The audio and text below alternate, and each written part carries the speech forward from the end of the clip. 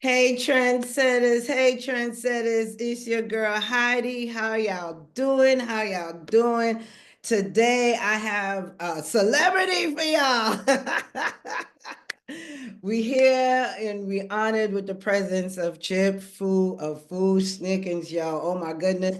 Let's give it up. Let's give it up. But before I even this intro, I have to make it short and sweet but long, this is a brother I, reconnected with after COVID. I was working on some things and I reached out to him and, just talking. But I'm going to let you know that this started from when we were young. This is a guy that, brought Shaq to the hood, y'all. He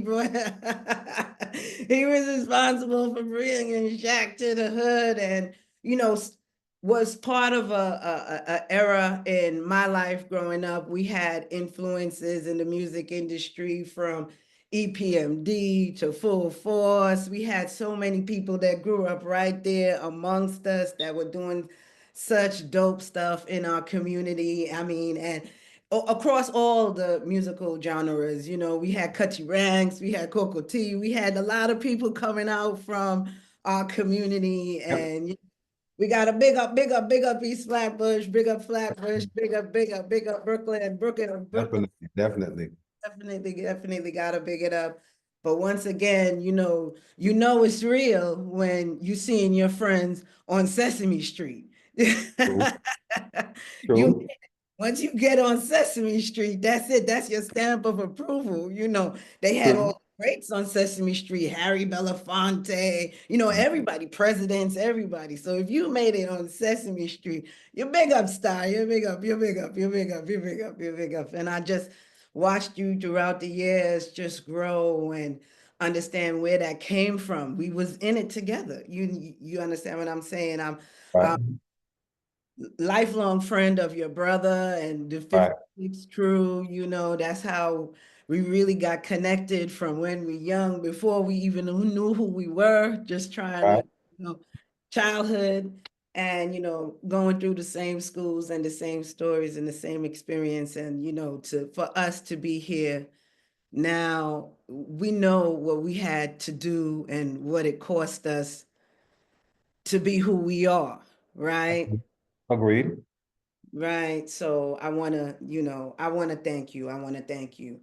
I want to talk to you about, I want to talk to the audience about, like I said before, we reconnected and, I was working on some things and, we decided that we'll collaborate on certain things moving forward. But since then, you just blew it all up. We sat down and we talked and you shared some of your story, which I think, is phenomenal within itself. I came out and I said, Chip, what's this all about? Right? If you could recall.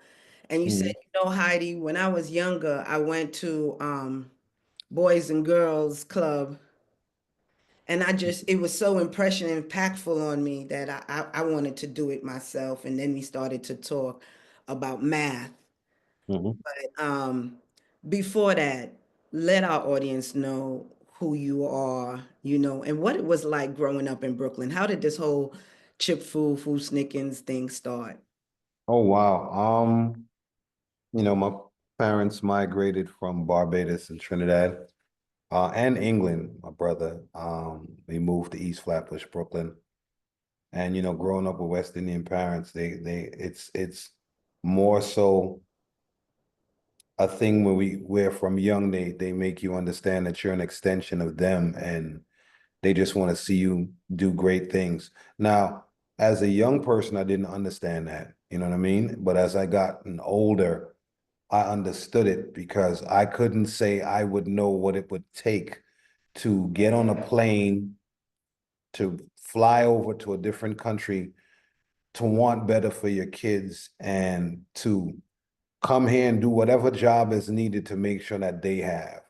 I don't even think I have that much gumption in me to do that. So I applaud all the immigrant parents that came down from the West Indies to come to East Flatbush because I never thought about it that way until I got older. Like, my father used to drive the double-decker buses in England.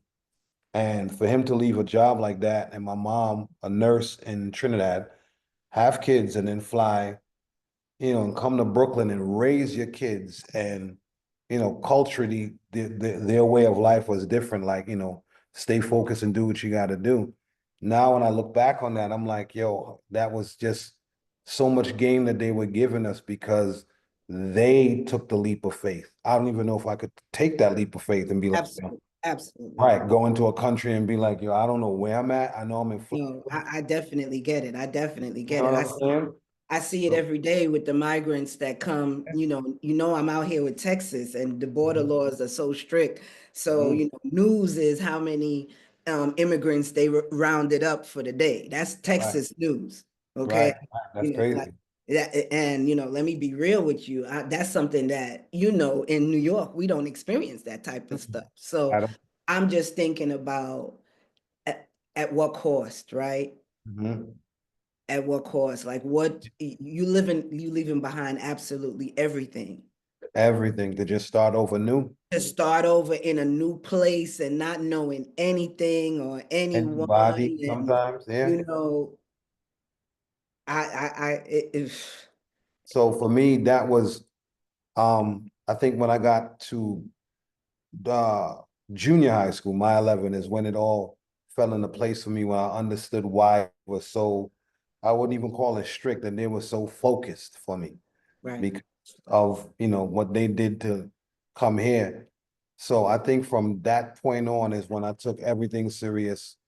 Um, and I found my craft. It wasn't really the basketball or all those other stuff. You get into trouble in Brooklyn as everybody else does, but at the end of the day, um, to really focus and on what I wanted, then to get into the industry and to start to see strides, you know what I mean, and to sell records. And it's it's I'm blessed to say that we had gold and platinum records coming yes, to East Flatbush, Brooklyn, and Arsenio and all this other stuff. And the type of impact that it had on my family is what um I think that was the biggest accomplishment for me. Everybody thinks it was the accolades and record sales, but it's the impact that it had on my dad, having the type of job that he had to say that that's my son and my mom, you know what I mean?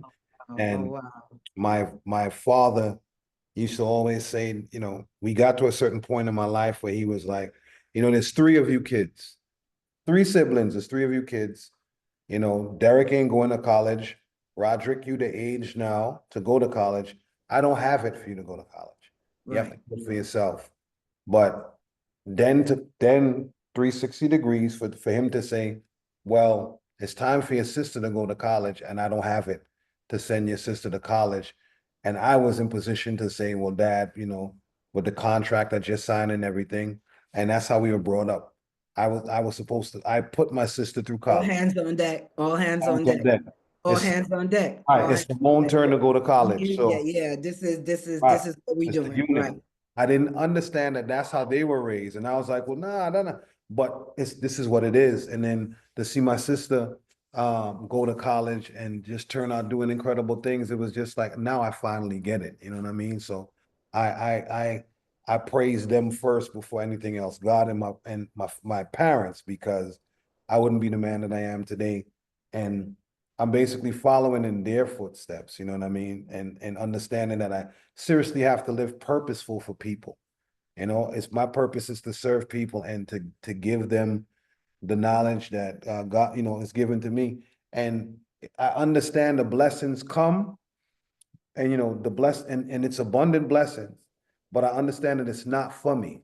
I understand that these blessings are to share for people. That's why they continuously come, because God understands that it's not amen, me, amen, and it's amen. to give to people. Yo, all right, well, I'm gonna open up this. You guys start to work. I'm here. Right.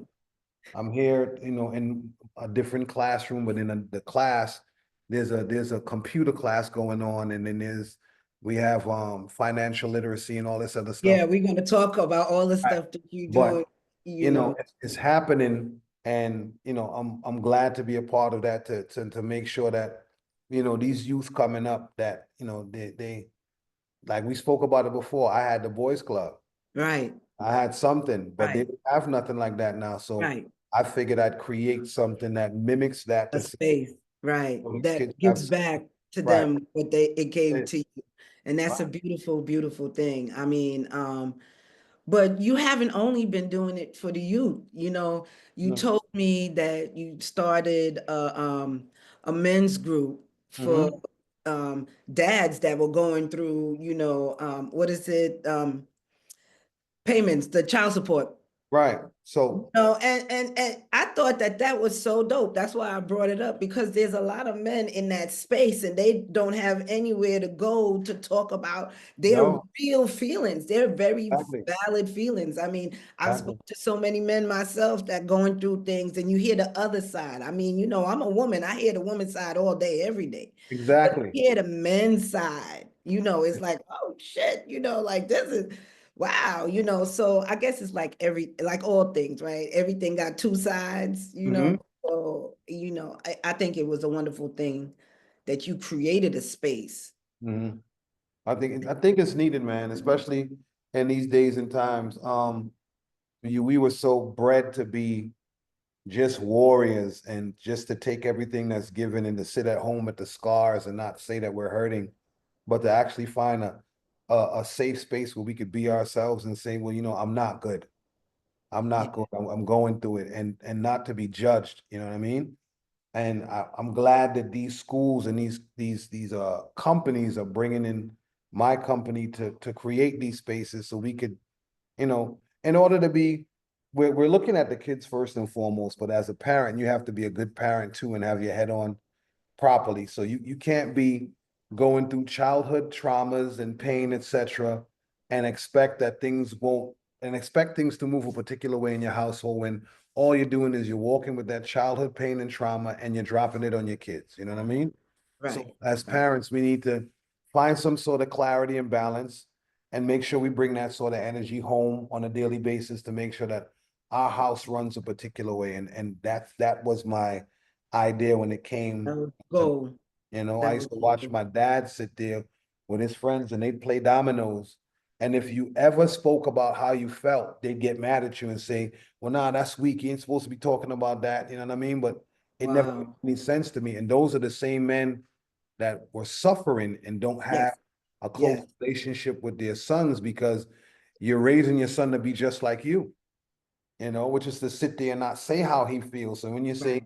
why you don't say good evening to me when you walk in the house, it's like, yo, you taught me not to really say how I feel. Right. So how are you getting mad at me? Believe me, and that's still going on to this day in Yeah, a lot of exactly. Caribbean households. Exactly. Trust me, Exactly. they So disconnected, but that's not really what the father wanted. But they disconnected because this yeah, is how you taught me to respond to you. Just leave you alone. exactly. Exactly. So Good hey, afternoon, sir. Psh, that's yeah, it. that's it. You don't say no more. Good evening, good night, good morning. Right. Good evening if y'all pass in the Yeah, evening. that's it. That's That's it. it.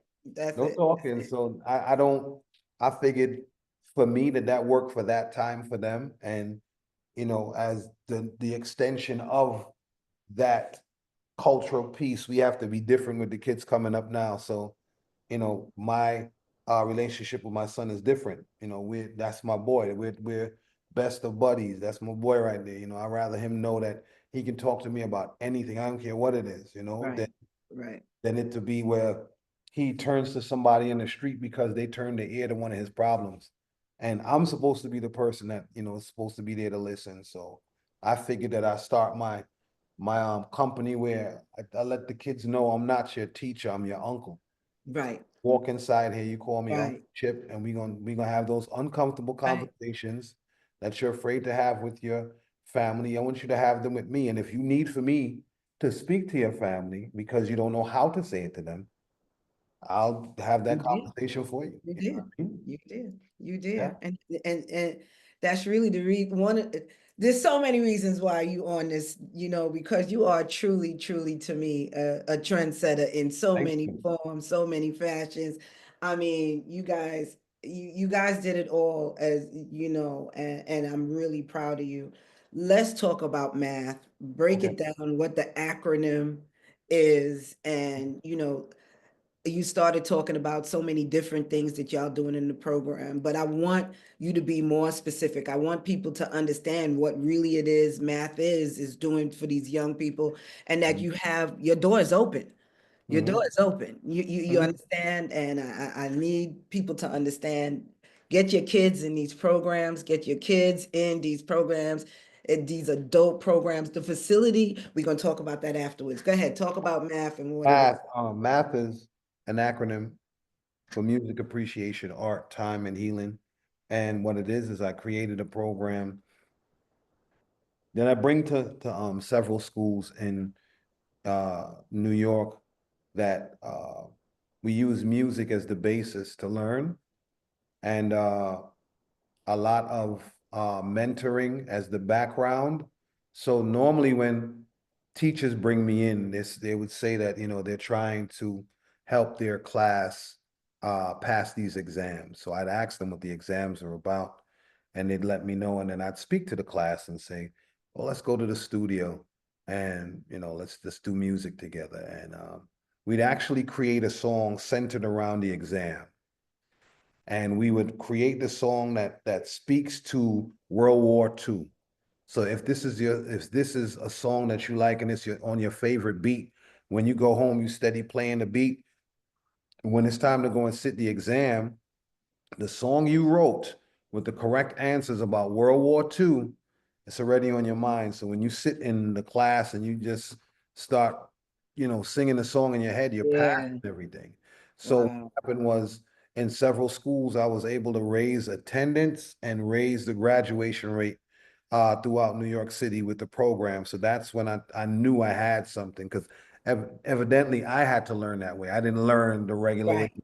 pen and paper. My mom used to come to me and she would sing one on one is two, but it was more so the melody I was remembering when I was Yes. doing Yes. mathematics. So I was like, if I can remember the melody, let me build something around this and bring it to the schools. And it's been around for 10 years. Where it's in and it's getting bigger.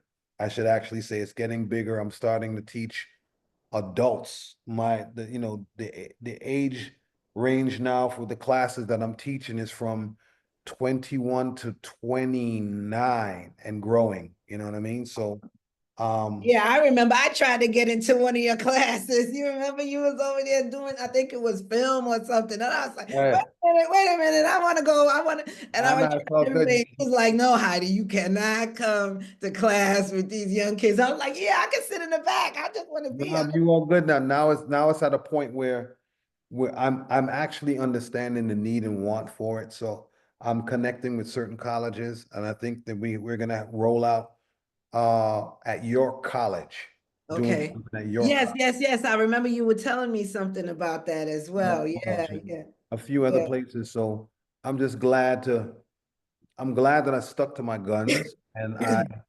um I just sat for a year and just listened to the wants and needs of certain schools, and I just figured that if I was going to create a program, it had to be totally different. And I understand that I'm a good listener first and foremost. I'm not I'm a good listener, and I think my experiences from the industry and traveling allowed me to understand, several different ways that people may think and view an idea or a system. So I think that was my approach when creating the program. You know what I mean? And it's been doing pretty good. Yeah, oh my goodness. Congratulations, Thank you, thank congratulations. you. Many, many, many, many, many successes. Let's talk about the Crown Hill. Excuse Okay. me. Let's talk about Crown.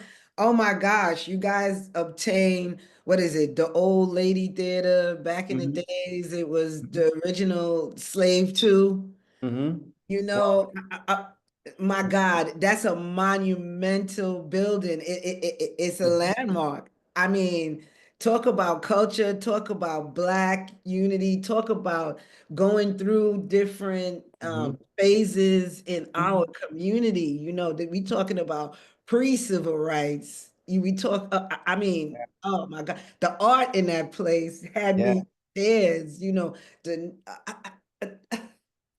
Well, Go on, go I on. gotta say big up to Peter Tulloch.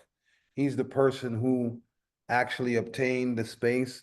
And after he obtained the space, he said he's looking for someone to run programs in the community. And then this is real weird, his sister-in-law was like, yo, Chip has programs that he's running in the schools and he's been doing it for 10 years. So I'm happy that when it was at the brick and mortar stages before he even opened a place, he was like, what do you want to do? And I was like, this is what I want to teach.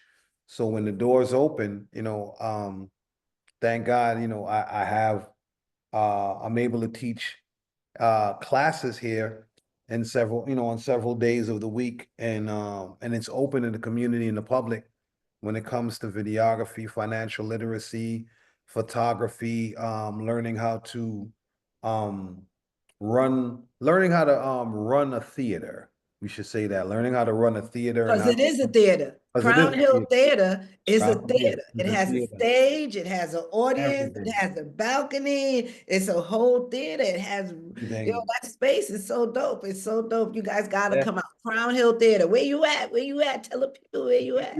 It's on Nostrand Avenue, 750 Nostrand Avenue. You guys could come down. And not only that, there's a lot of shows that are being thrown here.